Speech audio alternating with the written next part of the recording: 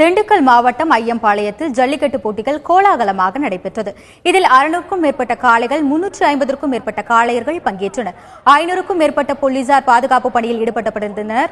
வெற்றி பெற்ற காளைகளுக்கும் வீரர்களுக்கும் 10 லட்சம் ரூபாய் மதிப்பிலான பொருட்கள் பரிசாக வழங்கப்பட்டன.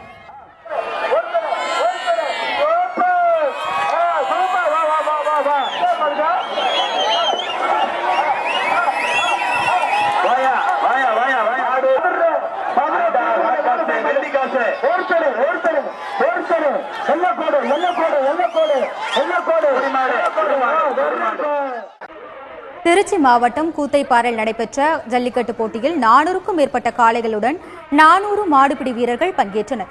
சிவராத்திரியை ஒட்டி நடத்தப்பட்ட இந்த ஜல்லிக்கட்டு போட்டிக்கு முன்னதாக காளைகளுக்கு மருத்துவ குழுவினர் பரிசோதனை நடத்தினர். போட்டியில் சீறி பாய்ந்த காளைகளை மாடுபிடி வீரர்கள் வீரத்துடன் அடக்கிய காட்சிகள் பார்வையாளர்களை ரசிக்க வைத்தது.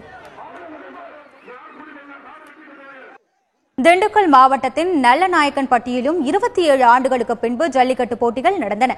இதில் 300க்கும் மேற்பட்ட காளைகள் பங்கேற்றன. 200க்கும் மேற்பட்ட இளைஞர்கள் ஆர்வமுடன் காளைகளை அடக்கினர்.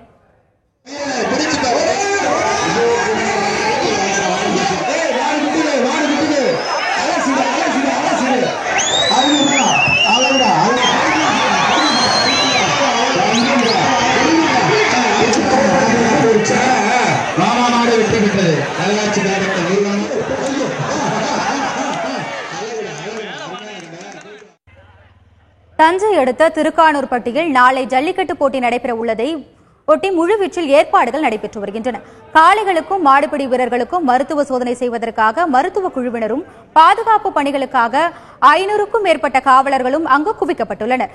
மேலும் மாடுபிடி வீரர்கள் அனைவருக்கும் இலவசமாக இன்சூரன்ஸ் வசதியும் செய்யப்பட்டுள்ளது.